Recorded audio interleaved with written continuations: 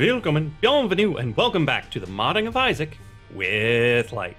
And today we're going to explore the true cause of the memory leak in the previous episode. It turns out it wasn't strictly the rendering that was doing it, but the volume of information necessary to do it. Now, we're going to talk about the main culprit behind when you have memory leaks. There are two possibilities. One, you haven't gotten rid of all of the references to the things you've created and you've just made too many things, or you don't sweep up after yourself often enough. One of them we can do something about when modding. We can keep track of what objects we create, how many, and what we can expect before the next time things get swept up. As far as controlling when things get swept up, we don't have a whole lot of control over that. So today, we're going to take a quick little look into creating and cleaning up garbage. So we'll start ourselves a new run as our good friend Isaac, and in the corner, again, we've got the RAM usage. Now, we enter this room, and my RAM usage just starts going up and up and up. I don't have a menu running, I'm not rendering a darn thing. But I am simulating part of the process of rendering the loadout mod. And as you can see, it just keeps going up and up and up and up. But if we go into another room, it goes back down. And if we do it again and again, it helps to clear out the RAM. Now, with the loadout mod, it was better at just cleaning it all the way out, but I'm generating garbage faster than it really enjoys getting rid of it. So you're wondering, well, what are you doing to make it do all of this? Well, first, let's get out of here so we don't just keep chewing up the RAM. And then let's head over to the code. Now, the code to make this happen is absurdly simple. This is it. This is the entirety of what was making it chew up all of that RAM. On render, so it happens quite a lot, we have a for loop that counts from 1 to, let's say, about... it's close to 2,000, I'd say. Because you got 20 times 14, so that's 280 times 8 is 16, yeah. You can just do the math. Either way, it's a large number, but not an absurd number.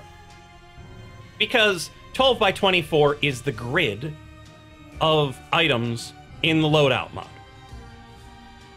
That's just figuring out where each of the items is. And then we multiply it by 8, because within doing each item, there's approximately 8 vectors that are necessary to do the work.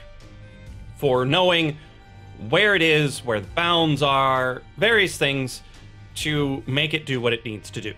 So in this loop, all I do is ask for vector 0, 0. I don't assign it to anything. I don't use it for anything. I just chuck it into the abyss. But that's all it takes for a memory leak, is to just ask for that many vectors. Even if it's the same one over and over again and you're replacing one of the others, just the act of asking for a vector that many times will chew up that much memory. And the garbage isn't collected until you leave the room.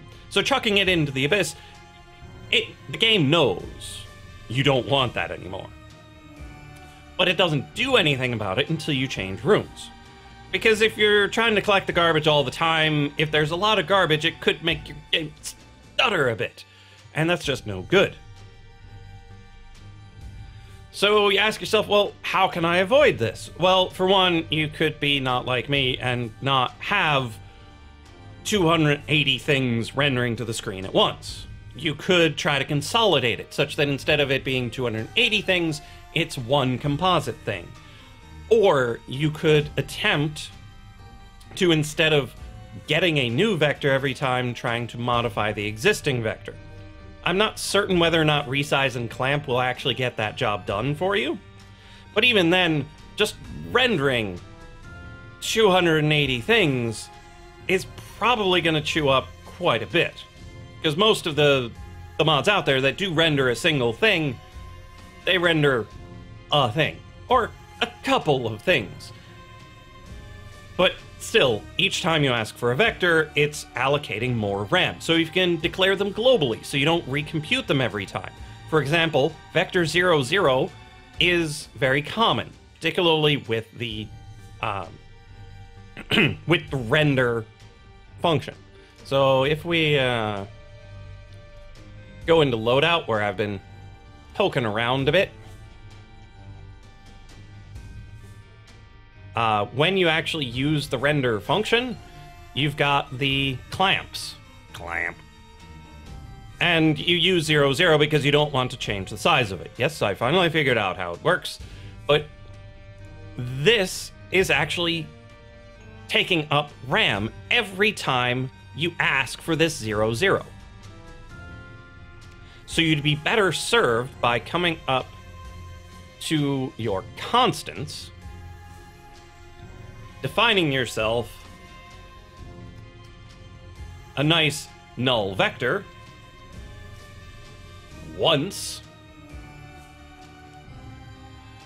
and then coming down to all of these down here and going null vector, and any other time you use the render function, you use null vector instead of vector 00.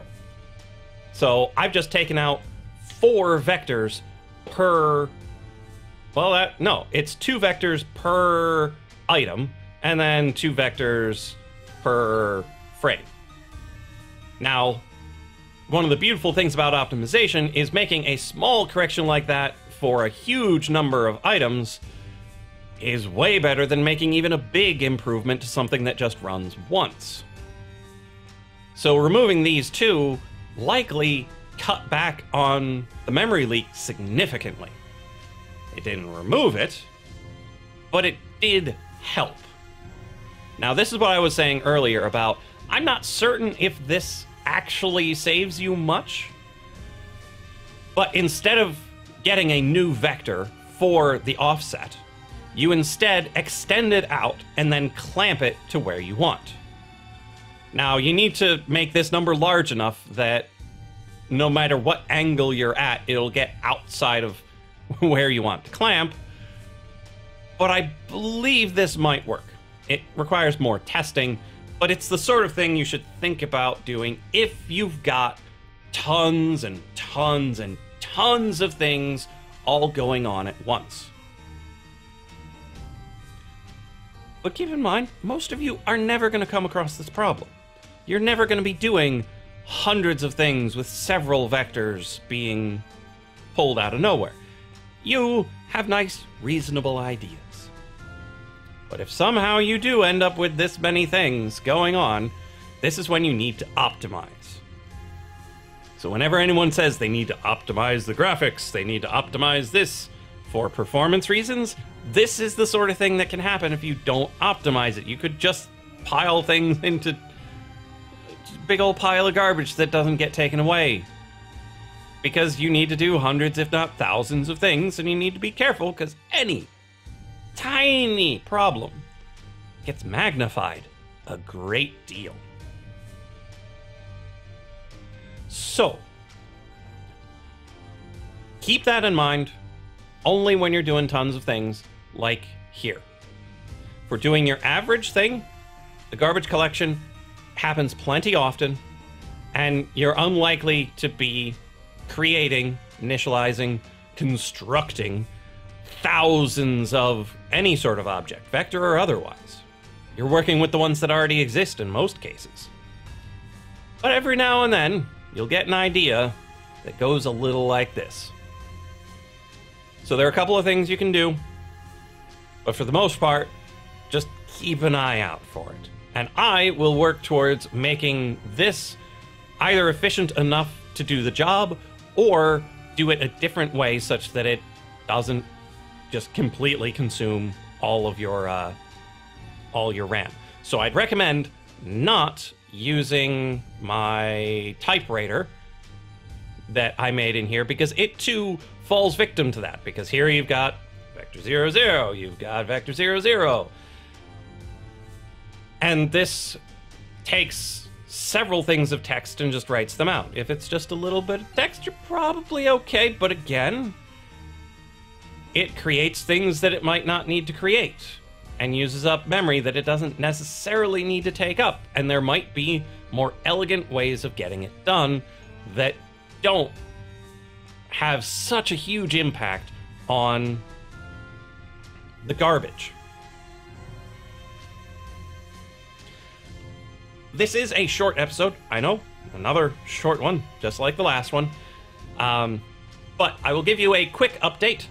The projectile parameters still crash the two projectile functions, so making them act the way we want with homing and whatnot, still a problem. Shockwaves are a bit odd. I can get the normal shockwave to work great.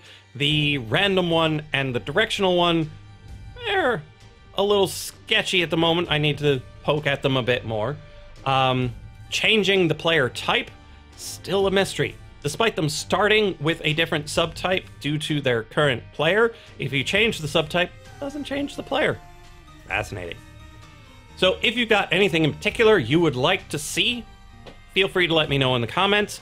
If I don't find anything fantastic and new to push forward with this series, I might start the From Scratch series, where we code the original Isaac items from scratch, such that you can see what the code is like to make things do what they do in a way that you recognize. Either way, I will see you in the next episode of the Modding of Isaac with Lyte.